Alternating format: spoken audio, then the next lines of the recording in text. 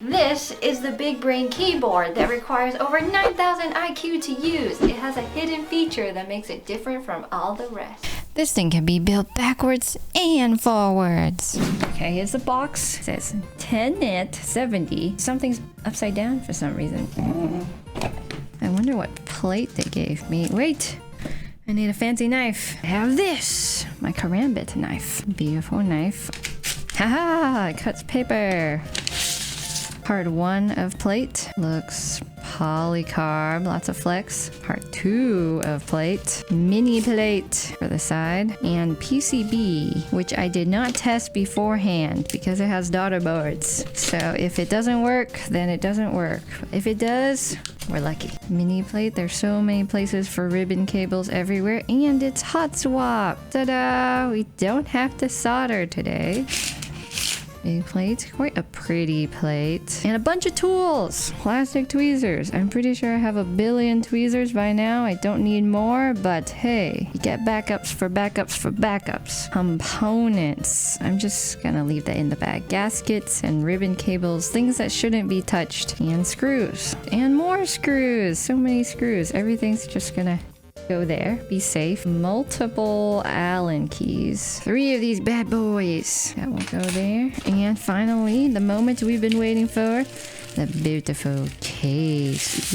Ooh. Thick foam. That can go over there too. Thin piece on the bottom. Lots of foam everywhere. And ribbon cables. Hence why I did not test the PCB. And a beautiful brass weight. It makes it extra heavy. Cool. We'll get started. I have everything ready to build. I've got my switches, my keycaps, all the supplies. All that's left is to turn on the build guide and hopefully pray for the best, because this is going to be harder than probably anything I've ever built before. So already it says that it's a complex keyboard kit, and knowing me, I've never built a complex keyboard in my life. I've built a lot of keyboards, no complex ones. This, it requires not only intuition, but also some thinking. Well, thinking. I don't know if I can do any thinking. So I'm going to follow the guide as best as I can. There's a reason it's called the Tenet. Okay. It looks like this, the completely reversible build. And instead of building it the normal way, where you got your keys here and your arrow keys there, I'm going to be building it the abnormal way, the palindrome way, the southpaw way. Is it useful? I don't know, but I'm going to do it anyways because I can. And when you can, you will. So first things first, unassembling the case, which means going in from the bottom. That's right, you heard that right. I have to look for all these special bits, find some that fit these holes on the back. So interesting story about this keyboard. It's called the Tenet, and I kept wondering why it's called the Tenet. Like, Tenet, what does that mean? I kept thinking about it, and I was like, wait, Tenet, palindrome. It spells the same way, back and forth. Therefore, is this keyboard reversible? And then I looked it up. Turns out it is. And turns out that is the reason why they named it that. So, big brain me. Yeah, big brain me, figuring it out all by myself. So, brass weight here is super heavy, and it says Tenet and net. So it's like both ways it reads Tenet, whether it's this way or this way. All the screws are out. Should come right off. Very pretty case. I really like the off-white color. So what now? Step number 2. Gaskets. So many gaskets. Different size gaskets. Gaskets on the bottom and the top. Gaskets everywhere. There are a kabillion gaskets of various different kinds. We've got straight gaskets, thick jet gaskets, square gaskets, round gaskets, and feet. I think those are feet. So that's why they provided these. Guess I'll be using them after all. It can be tricky. So you gotta be careful not to stretch the gaskets. Let's use the tweezers. Ooh, careful. I'm literally shaking. 1 gasket complete.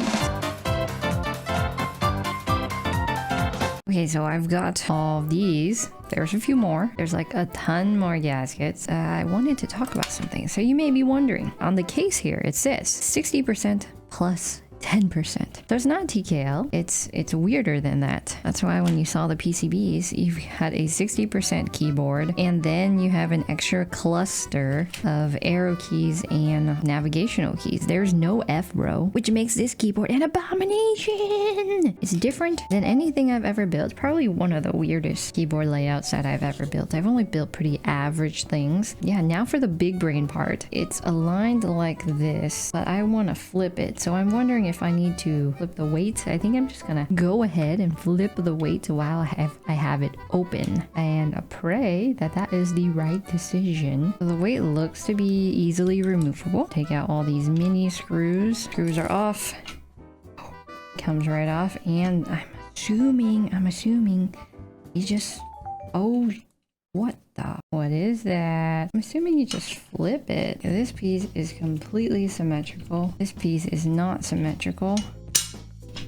There we go. Whatever that is, I'm going to put the screws back in. Whatever I did there, it works. I think I did it right. Now I just need to flip everything. It's very fancy. You can check it out on the website. Link down below if you want. Just going to do my best to build it. Okay.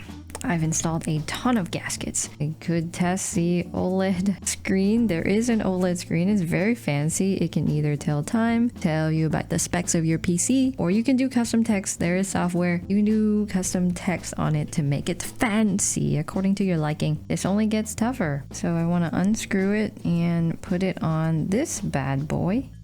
All right, what if I don't want to test it? I'm just gonna leave this. I'm gonna work on the actual keyboard stuff. And what that really means is stabilizers. I'll do split shift. I like split shift. That way less stabilizers. Less stabilizers equal better. So the plan for stabilizers is to use these, the glorious GSV2 glorious stabilizers with transparent housings. It says compatible with GMMK Pro and GMMK2, but you know, it's compatible with mechanical keyboards in general. So in terms of stabilizers, I'm gonna do it as simple as possible. You don't need Holy Mod, you don't need Epsi Mod, you just need lube. Stabilizers are done. Time to put it on the PCB. I'm gonna go speed run these stabilizers. Put them all in first like that, and then just go.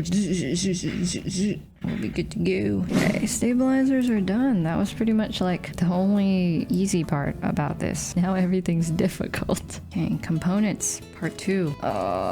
Okay. One cable goes from here, directional. Right.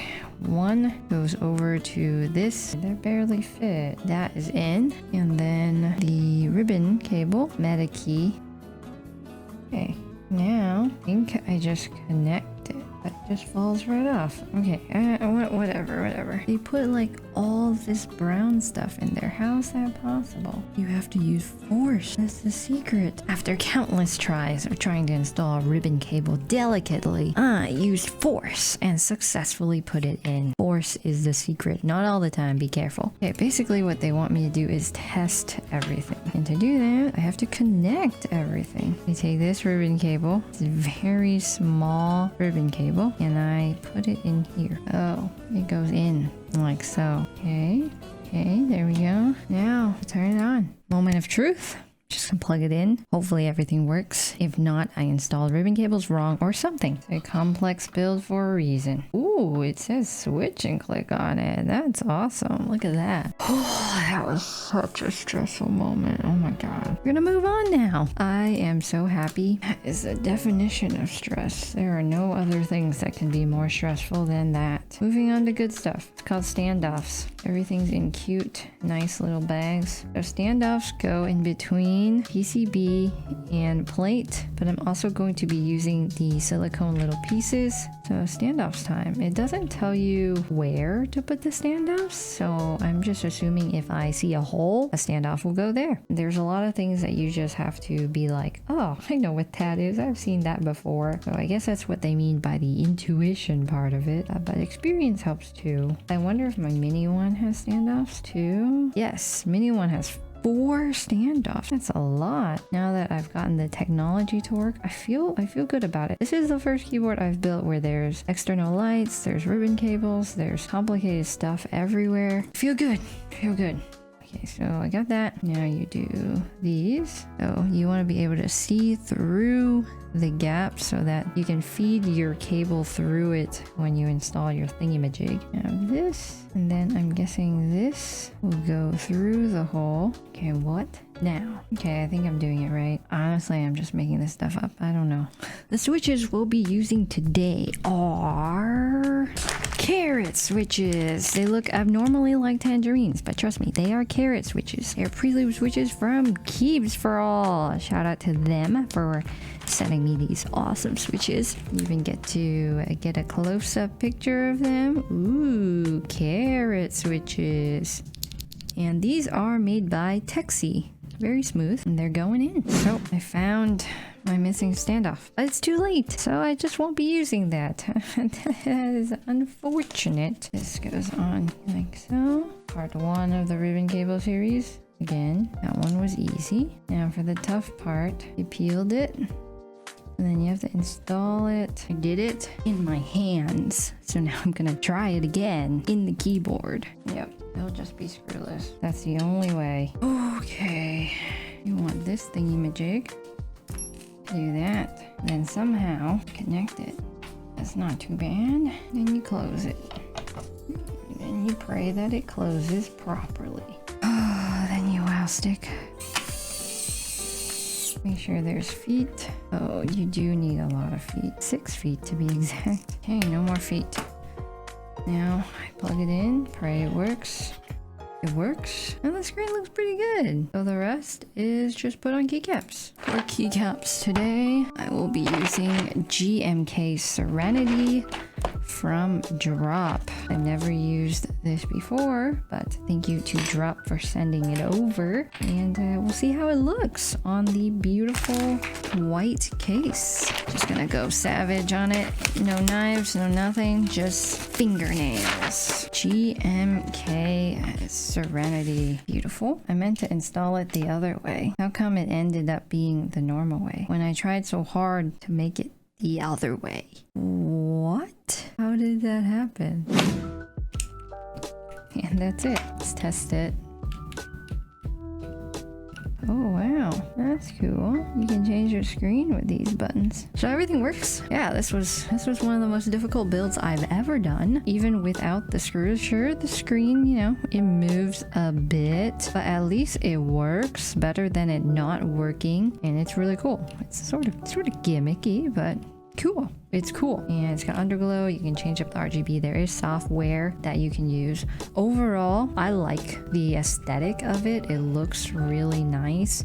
I did encounter a lot of problems, which I don't know if someone more advanced in keyboard building than me would encounter. Like I only got 4 screws in out of 8. These kept falling out, and then I guess I installed my gaskets weirdly, but it's like coming out of the case a bunch. It's like not flush in there, so I am assuming that's user error on my part, and then I wasn't able to get the screws in there, and I forgot a standoff. But it works. It looks nice, and I really tried hard to get this side on the other side, but it didn't work that way, so I'm confused, but we'll give it a listen.